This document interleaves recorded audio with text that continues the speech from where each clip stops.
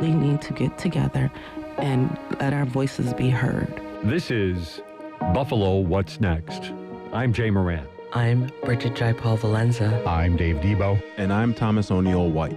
After May 14th, how can we afford not to talk about race? About education, about segregation, about humanity. Since the dawn of this nation, racial violence has existed. The way we have designed our society has a big hand in what occurred in that Tops Market. The suburban area, everywhere, we must work and teach our children. We need to make sure that we put more funding in our programs that help prevent gun violence and more money into art. If we're going to have some real healing, we've got to have space to tell some uncomfortable truths. Good morning, this is Dave Debo. On the program today, we continue our look at some of the groups that are working on the east side in the wake of 514. Coming up in just a little bit, Jay Moran will be here with Kimberly, Kadziolka, and Bradford Watts. They're with the Parent Network of Western New York, a group that works with people who already had special needs before they were perhaps exacerbated by the situation from the shooting. There are people, obviously, that too are doing some work in the community, so that's going to be our focus today. But for the balance of the time between now and then, let's bring in Chiwuike Owunwanne. He is the the Corporate Responsibility Officer and Community Relations Manager for KeyBank in Buffalo and Rochester. And they have an initiative that really made me think we've got to get him in on the program and talk a little bit about this. You folks have started with a farmer's market. We had Candace Moppins in a couple weeks ago from the Delavan Grider Community Center, and she was talking about that and mentioned that it's something that KeyBank is intricately involved in. So we'll get to that, and I'm glad that you're here. But I want to start out the conversation with more of a broad discussion on needs. What do you see in the East Side right now? What do you think is the biggest problem or maybe the biggest need that they have? Well, Dave, thank you so much Glad to have you. Having me here. It's really an honor. I think, so I moved back 3 years ago, June 2019, to take on the work of the East Side. So I was the program director for a program called the East Side Avenues Initiative. With UB. With UBRI, exactly, UB. So this was the project implementation team is UBRI. And as you know, as some of our listeners may know, that program was a public-private philanthropic partnership where the state kicked in $65 million, and we were able to raise another $8.4 million from local foundations and private entities. And the whole point was the economic revitalization of Buffalo's East Side. So you came into it with, I don't want to say preordained, but with some background knowledge on just what problems, despite 514, before 514, exactly, were already inherent in the community. Exactly. What were they?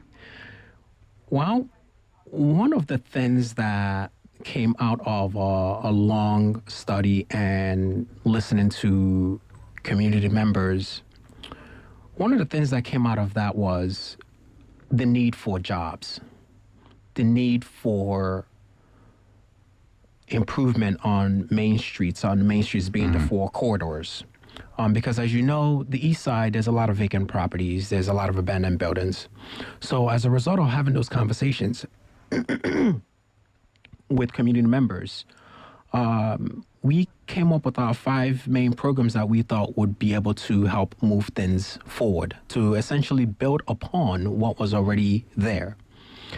And one of those programs is called East Side Commercial Districts Program, a grant program that provided grant dollars to business owners that own commercial properties for interior and exterior improvements to their property. And that was to help fight blight and abandonment. And the hope is that once we were able to do this, you could then encourage more investments on the East Side. Another program that we actually run that was incredibly successful, at least I spent an inordinary amount of time on that program, is what we call the Community-Based Real Estate Development Training Program. And it was basically a real estate development course, 19 to 23 weeks, where we put folks, aspiring developers that own commercial properties on the east side through this course in partnership with UB.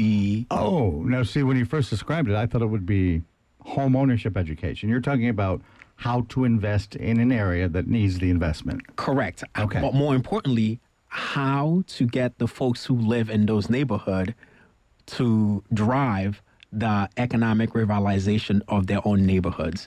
So we're talking about folks who own commercial properties, but just did not necessarily have the wherewithal on what to do with them. So we put them through the equivalent of a master's level real estate development training program to teach them the super nuts of commercial building development.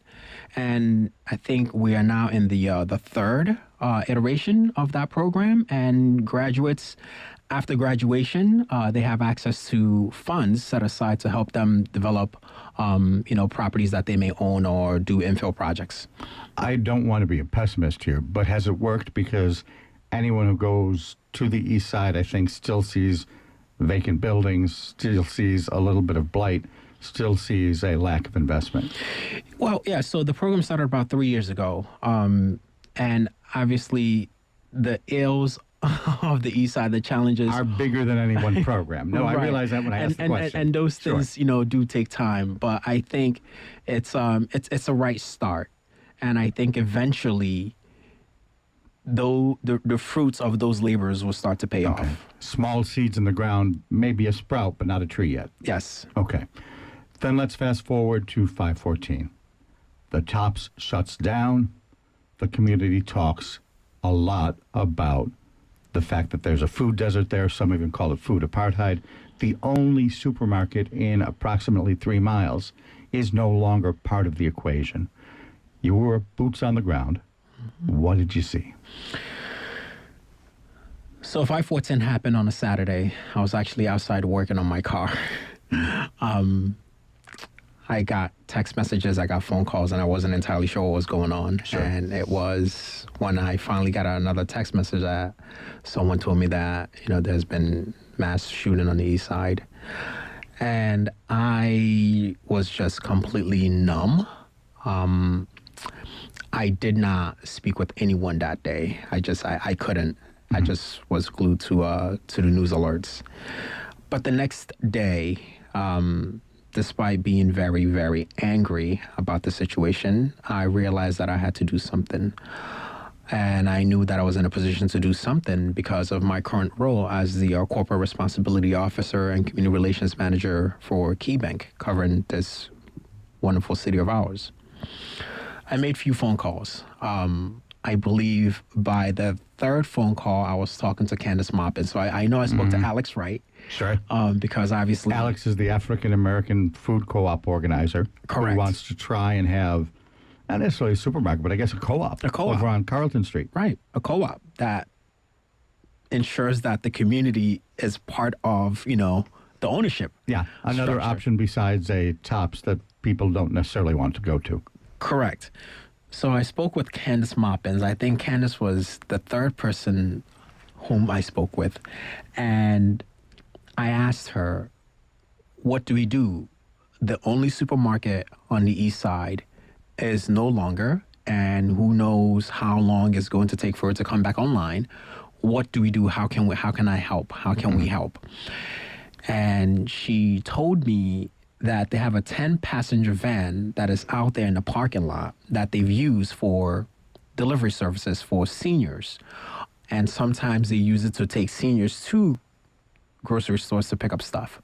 So I said, great. So let's fill it with food. Let's fill it with food. And she said, well, unfortunately, it has flat tires. So it's out of commission at the moment. So I said to her, oh, so what's the plan? And I think she said something to the effect of, tomorrow's Monday, we're going to get it to a mechanic shop and fix it.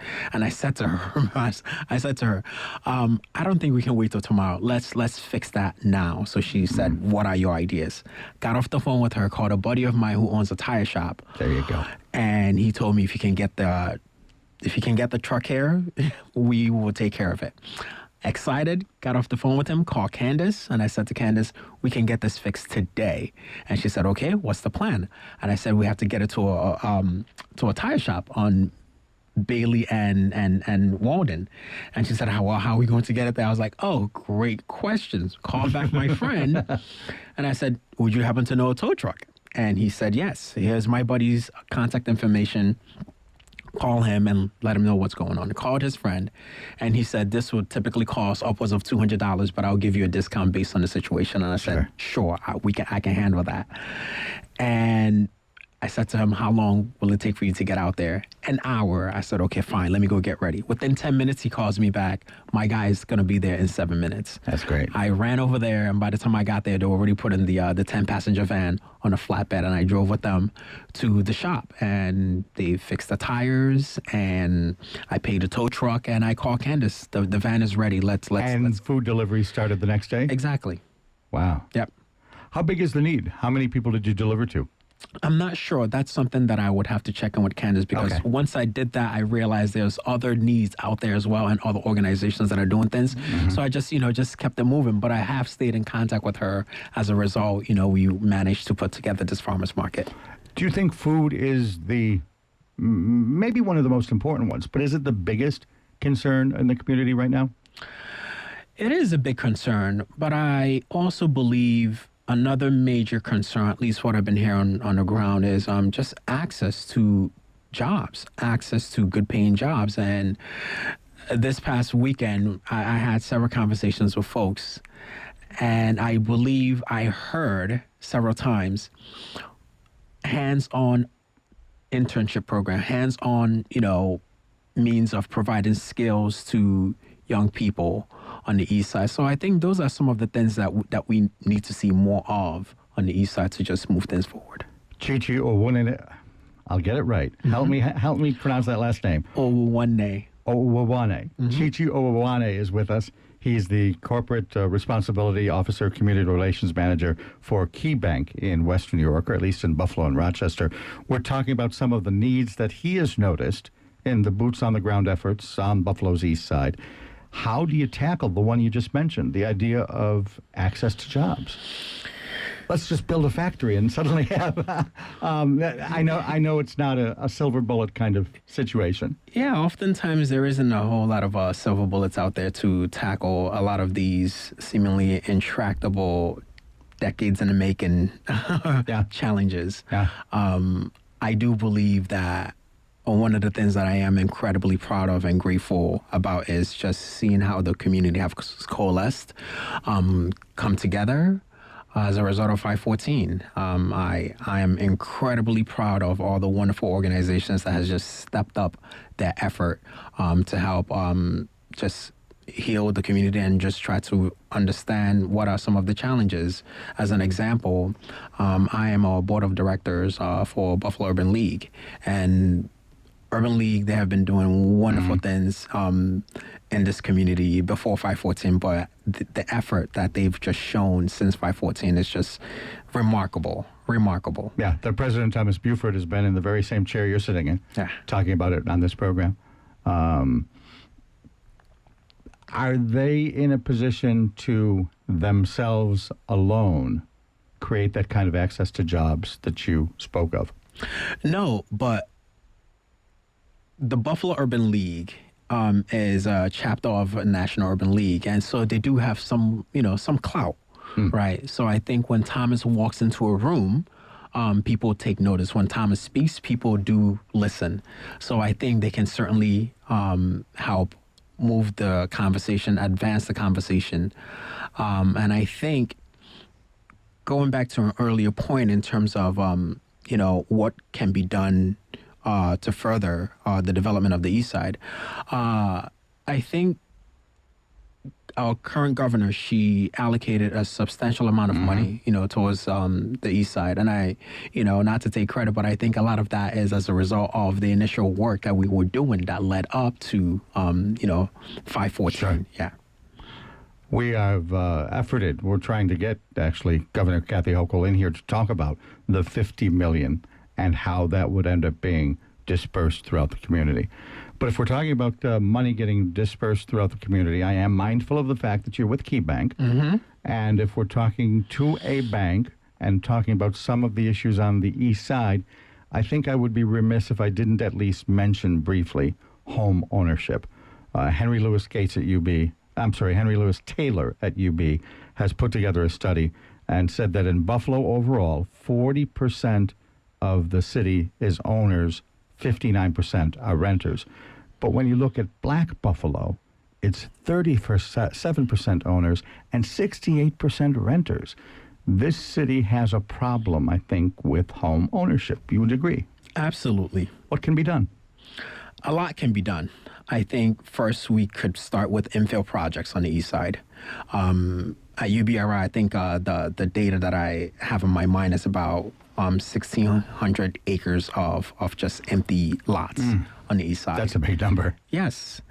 So a lot can be done. There's a lot of potential infill projects that needs to happen. But it requires everyone, or at least most everyone, to be on the same page, at least in recognizing what the challenges are. And, at KeyBank, we truly, truly are committed to seeing the communities that we have branches in. We are committed to seeing them thrive. And I think that's something that should be part of the conversation in terms of home ownership.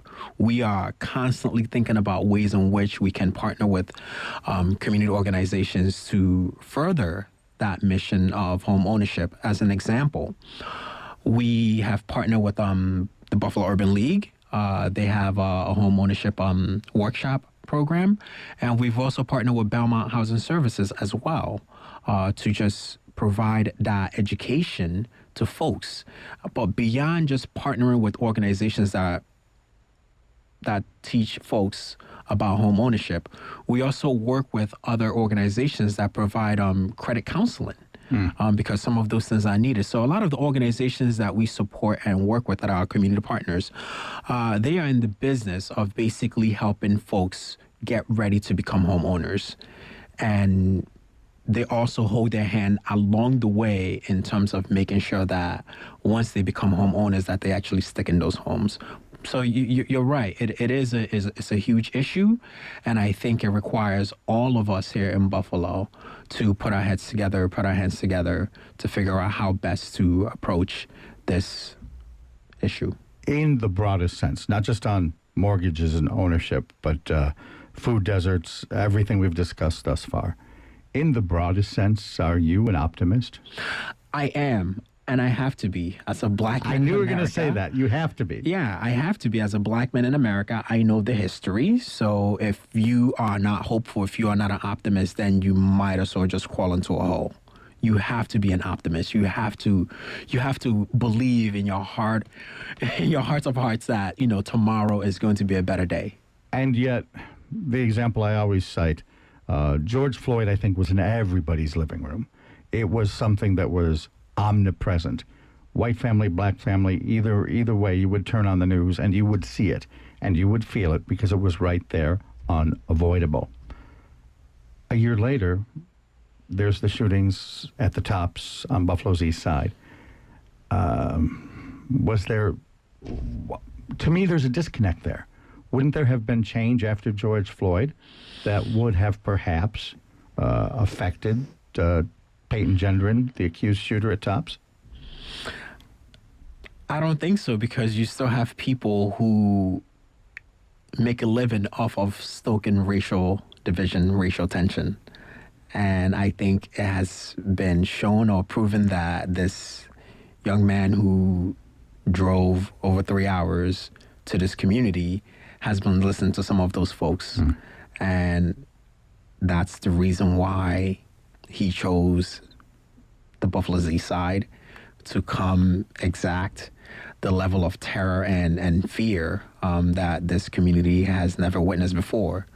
So, yes, George Floyd happened and everyone saw it.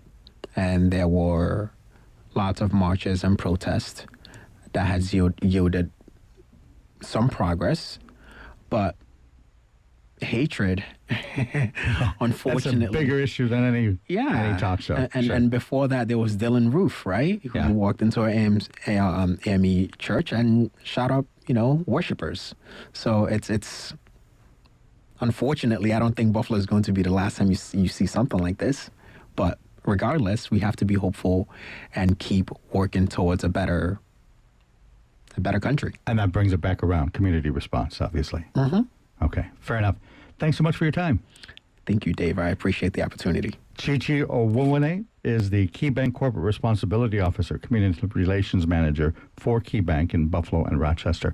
Coming up next, we'll talk with some people from the Parent Network of Western New York. Stay with us. This is Buffalo What's Next on WBFO. This is Buffalo What's Next, where we have conversations with the community about moving forward. To have your voice heard, press the Talk to Us button on the WBFO app, and we'll work to get your questions and comments on the air. Join us on Twitter at WBFO or email us at news@wbfo.org. Together, we'll have the conversations that are needed. This is WBFO, your NPR station. And this is Buffalo What's Next. Our guests on this next segment, Kimberly Kadziolka. She's the executive director of the Parent Network of Western New York, and also with us, Bradford Watts. Mr. Watts, known for his work with People Inc., but he is also co-chair of the board for Parent Network of Western New York. Thanks for joining us. Thank you for having us, Jay. Thank you for having us. A pleasure. We're going to be talking a little bit about disabilities and about how parents and families are helped out when one of their children, perhaps, has needs. But Kimberly, why don't you just give us the definition then to start of a Parent Network of Western New York? Sure. Thank you so much. So Parent Network of Western New York exists to help parents and families of children with disabilities who need to access services in Western New York. We work in all counties of Western New York, all 8 counties of Western New York. A lot of the focus of our work is on educational advocacy. So we will work with families who perhaps their children aren't getting the services that they need, or they might need more services. So we'll assist them in advocating with the school districts. But we also work with children who are transitioning to adulthood. So if a child's graduating and, what are the next steps? So we can help assist with what those next steps are. But we also work with adults who are navigating the adult disability system. So it might be OPWDD or the Office of Mental Health. And, what services are out there for them? So if a parent has a child who may need residential services, what steps can they take? And we'll assist with those referrals and that information. Let's just get into maybe the expansive services that are available, because right there, I think, in itself is a helpful conversation, because there are people who just don't have an understanding of it. There might be somebody who has a friend, perhaps, who has needs, and like I said, maybe the parents are gone. So what kind of services are available? So we will provide one-on-one support. So if a person needs specific assistance, perhaps sitting in on a CSE meeting, a special education meeting for their child, they don't have the skills right now to advocate for their child. So we'll help them and coach them on how to do that. We have support groups, so parents who have ongoing concerns that they want to talk to other families with and to provide support, so we'll do that. We also provide, if a person, let's say a person has a disability, but that hasn't been formally diagnosed as a disability, our eligibility navigator will help them to gather all the paperwork that's necessary to advocate or to access services in those service systems. We provide behavior support. So if a family's struggling with a child's behavior, our behavior specialist will go in right into the home and help them to understand what the child's trying to communicate and how to best meet that child's needs. We also provide a lot of educational workshops and trainings. So we, not only to families, we have over 70 different training curricula that we can provide to families, but to educators, to academic staff, to paraprofessionals and professionals in the disability field, and just to the community in general. So a lot of different training that we do. And finally, we just have a plethora of online resources. So if you go to our website at Parent Network Western New York, or parentnetworkwny.org, you can just navigate our website for different resources. When you talk about identification, and Bradford, you can perhaps chime in on this as well.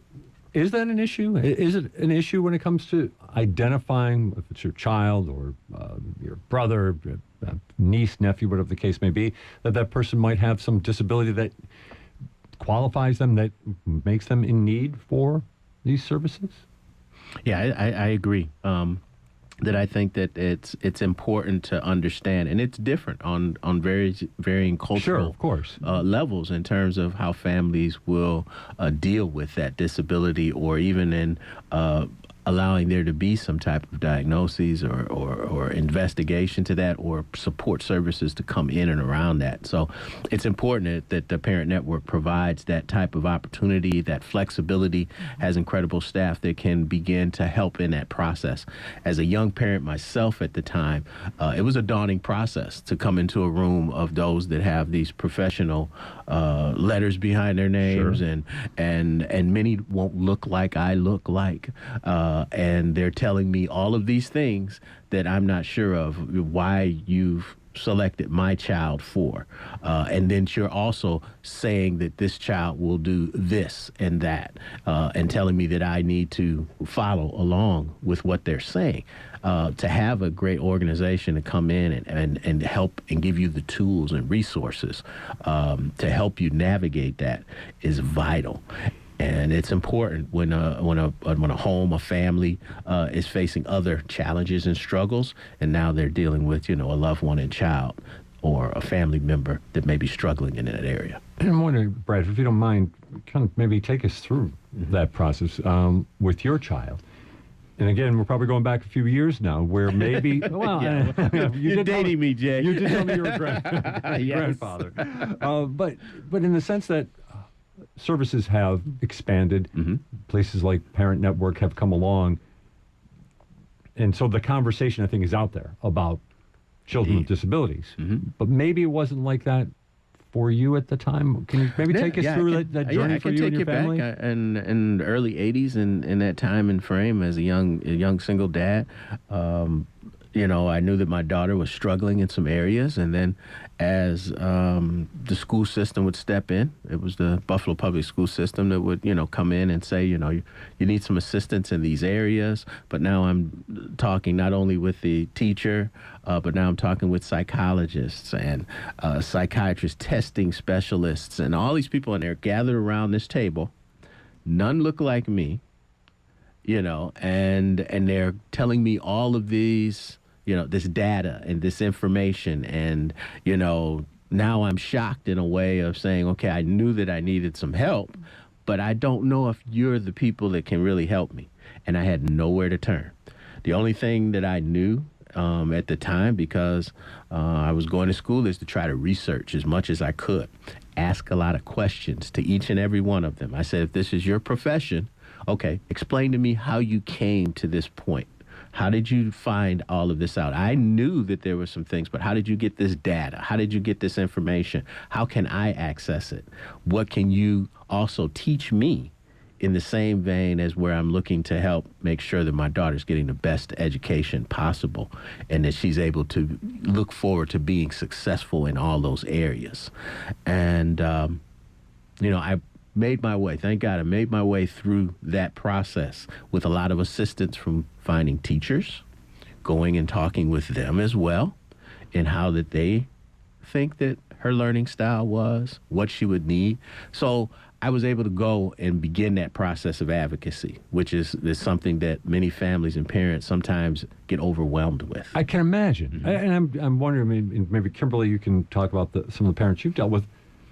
I would think there's that sense as a parent. I don't want to believe this. I don't want to believe, that this perfect child might not be, have all of the developmental elements that all children would have. Talk to me about that experience a little bit. Sure.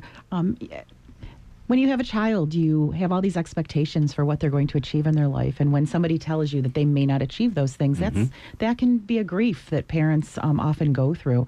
One of the things that I think is most special about Parent Network is most of our staff are parents of a child with a disability. So they've truly walked this walk that our parents are calling us to go through.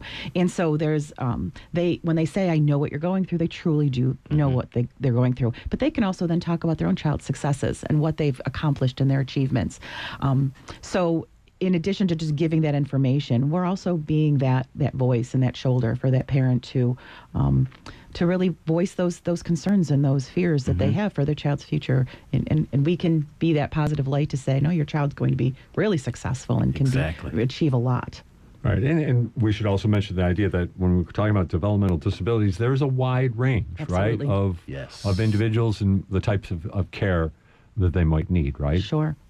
And professionals can say what they expect, but only the child and their parent really knows what they're going to achieve. And with the right supports, we all need help to succeed, right? That's right. So that's what society is supposed to do. That's what we want to achieve in a society, is that opportunity. And I was so proud when I was asked by a board member at the time and told me about Parent Network. And as I looked into it, I was like, wow, I could use this resource. So, this would have been great. And then I turned into being a grandparent not long after that as I joined the board.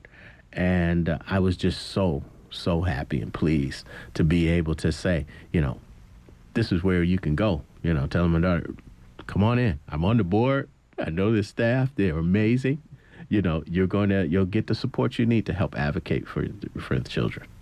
When it comes to that, reaching out for that help and getting that help, a key part also is, again, breaking down the barriers. Parent Network relocated to the Broadway Fillmore neighborhood, 2 years ago, maybe? Yes, in 2020. What prompted that move? Sure. So about 6 years ago, a group of agencies came together and said, we really want to do a collaborative model and provide services, a one-stop shop, if you will.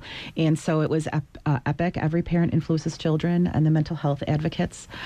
They were the three core agencies, along with the Learning Disabilities Agency, which is recently merged with Kadziolka to become the Beyond Support Network. So those four agencies started looking at this model, doing all the research and the work, finding a location. But it was a very intentional decision to move into the Broadway Fillmore area because we recognize that different pockets in the city of Buffalo, there's a great underserved population. So the opportunity came that we got a fantastic building there, and we moved in with the intent to really work and focus on providing more services to those folks in that area, as well as other areas on the east side. What about outreach then? I mean, obviously, just having the location there is key, and no, there's no doubt about that. But what about how do you get out into a neighborhood that has changed dramatically in the last few years and has also changed over the last couple of generations? Sure. I mean, the Broadway Fillmore area is so transitional in that there's a lot of refugees and immigrants that live in that area. So, and I think, but it's also what's unique about that area is it's also so many people in Western New York identify as being from that neighborhood myself. My grandmother lived in that neighborhood, so I'm from that area. So I think there's a sense of pride that makes it a tad bit easier for us to go out and do that outreach. But we do a lot of outreach in whether we're partnering with organizations that are from that area, and we'll table at events, do those things, working with the schools in that area. So there's definitely an intentional outreach to reach those areas. Plus the building itself, we do things like having a farmer's market a couple days a week. Jericho Road organizes that. They're the health center that's in the building as well. We're talking about doing trick-or-treating in the neighborhood and those types of things. But sometimes it's just getting out and being part of the community. I've lunched the Broadway Market, regularly and accessing those services. So, really it's that the presence is important, but the outreach has to be intentional. We're talking with Kimberly Kadziolka. She's the executive director of the Parent Network of Western New York, and with her, Bradford Watts, who is the co-chair of the board for the Parent Network of Western New York. Cultural differences come into play here, don't they, right? You were talking about refugees, but let's just talk about maybe going back to Bradford, your experience. Like you said, back in the early 80s, you walked into a room, everybody there didn't look like you. But they wanted you to trust. Exactly. And I don't mean anything disparaging in terms of, our school systems are doing the best that they can. and they're doing the best in terms of providing as much support to such different cultures, different backgrounds, and different disabilities. So I want to make that clear. Sure. It was just, when you're a young person, you're single, you're trying to do the best in terms of you can for your child. It can be daunting when you know that you've got a room of folks that you have no, knowledge of, and you got to build the relationship. So that was the important thing for me, which is part of what I always do in terms of that, is try to, as Kim was mentioning before, make that engagement opportunity to learn and engage and get there to be a discourse of conversation around my loved one. Right. And so that was successful. I have to say that. But I can see, especially being a product, Kim and I both are proud East Buffalo, East Side products. They come out into this neighborhood with a sense of pride, with a sense of determination to be of service. And so a lot of times now that we see the change in the dynamic of the culture that's around there, to have a Jericho Road Ministries that is in this building and bringing in other populations and cultures into this area and arena.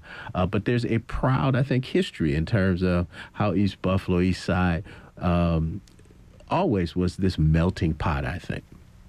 And I think that was something that is inherent in making the engagement process somewhat easier, but I think also necessary. I think it's that hidden gem. A lot of times there takes a lot of pressure. I'm glad this show is here because we see that, in this time of what has transpired after May 14th, there's been a lot of attention, but there's been constant pressure that's been in this area of the city.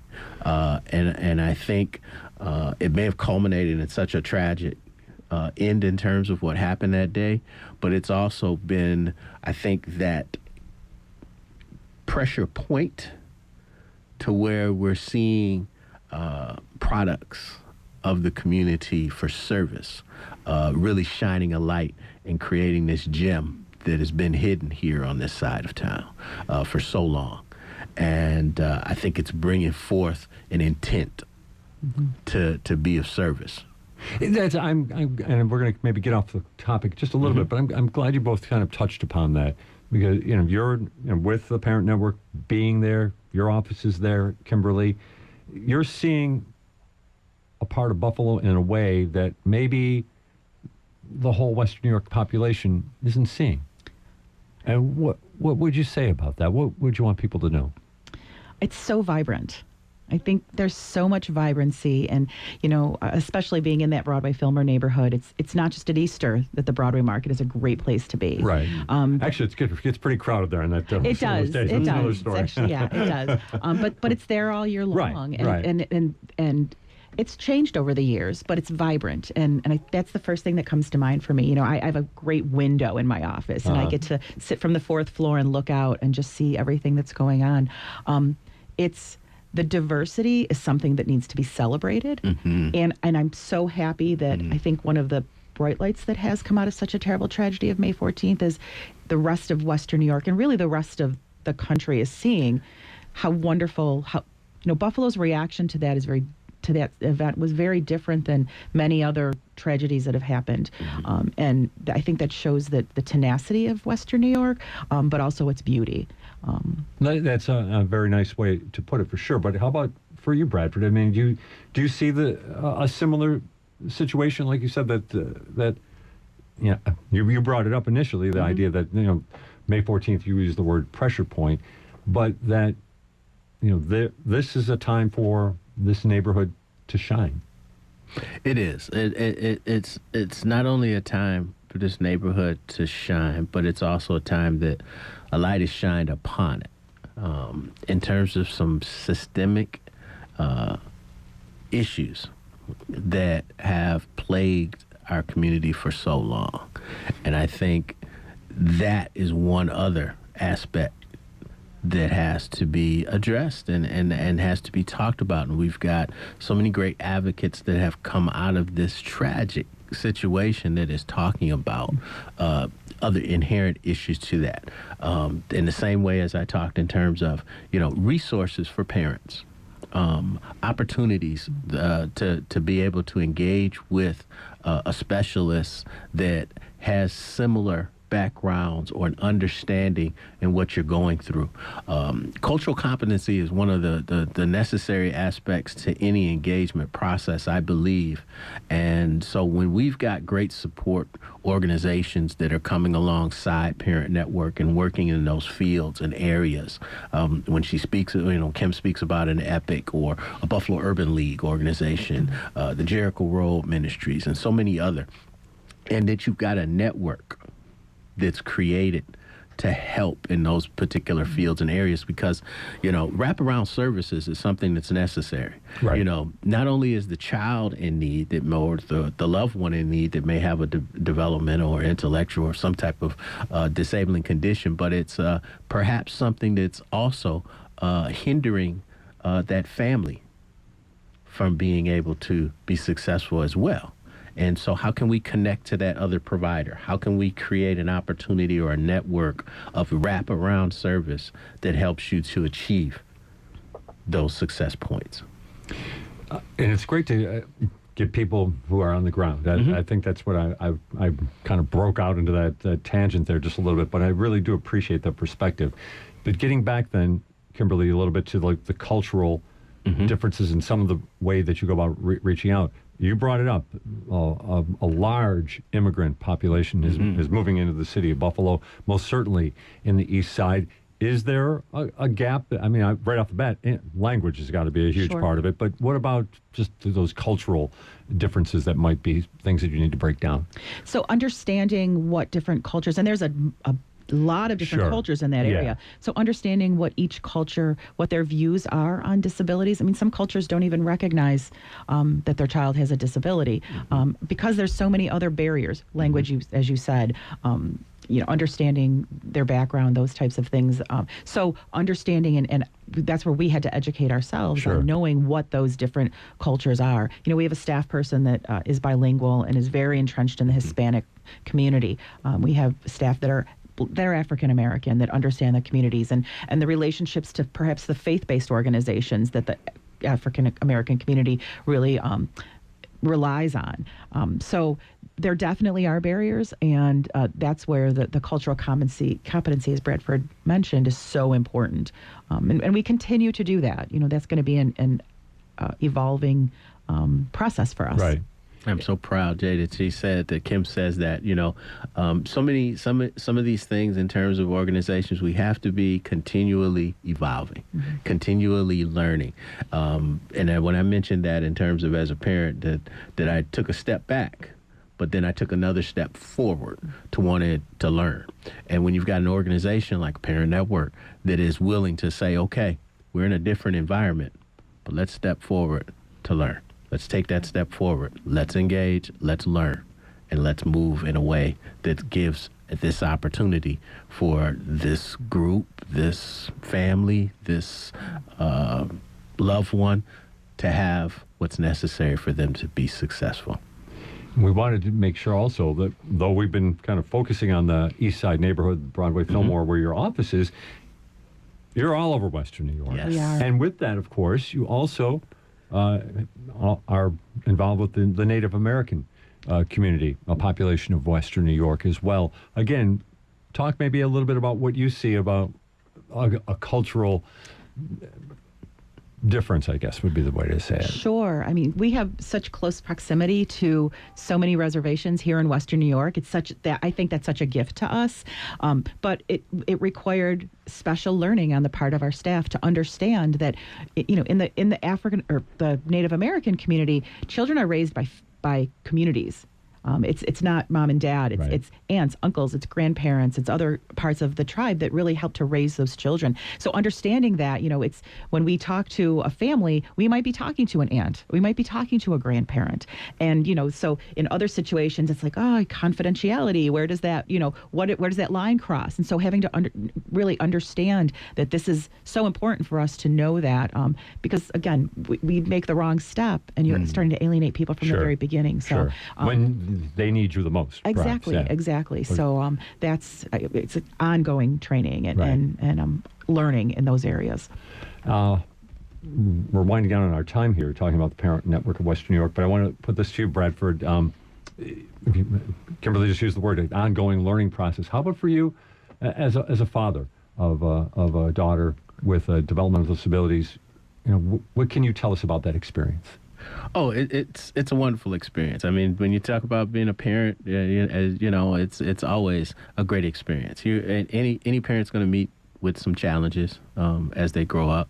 I was very glad, as I said, that I was able to create a support network. That first support network was my family. I had, a great parent household that was in there for me to help support me along the way. And so that was one that I had. Next to that was those teachers. Next to that was those providers that were in that room. Although it seemed scary at the time, once we began building a relationship, they became some great allies and resources for me to work with.